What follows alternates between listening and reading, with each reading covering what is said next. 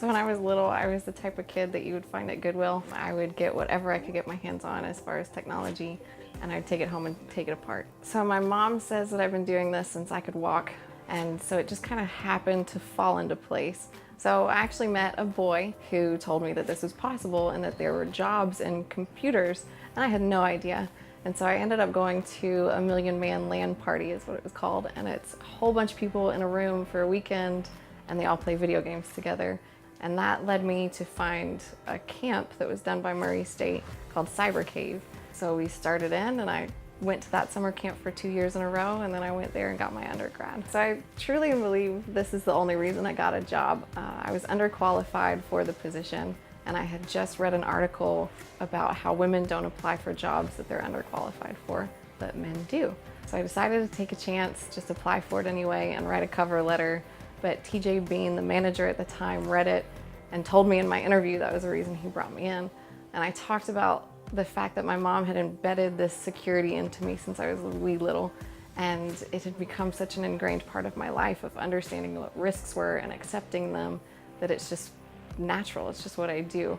When we were looking for a candidate to fill that position, and it wasn't just the cover letter. She had a very interesting background and actually very community-centric, passionate about the security space, even had traveled globally into Russia with large security vendors.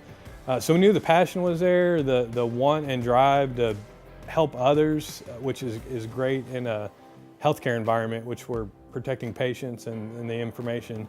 She's a very knowledgeable person. She's a great person to work with. Got a deep body of knowledge from IT perspective and security perspective. She's great to work with. She loves to share the information that she's collected. She's a really easygoing person and a true asset to our team. Historically, cybersecurity has terrible documentation practices.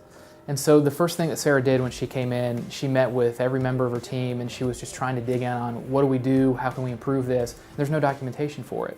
So that's the first thing she did. She documented every step of our vulnerability management process, and it's been a huge asset for us because now when we onboard new employees, processes that would take 6 months, we can get people spun up in 1 month, 2 months. It's a lot quicker, and that's the direct result of the way that she thinks and the way she operates in the department.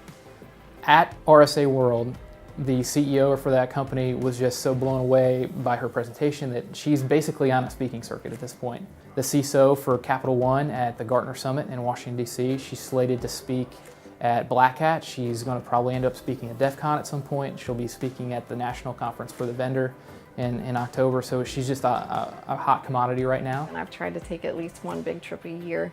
I definitely prioritize that over other things. And so the most recent one was Iceland. I ended up going white shark cage diving down off the coast of Mexico. I also did bungee jumping in Kentucky not too long ago. But yeah, it's been a fun ride. I've been to 27 different countries, and I'm still going. The next trip in September is Machu Picchu. I love working here. I'm proud of what I do every day, and I take it home with that happiness of knowing that I'm protecting things like people, patients, systems, technology, facilities, everything around what we do, and I love it.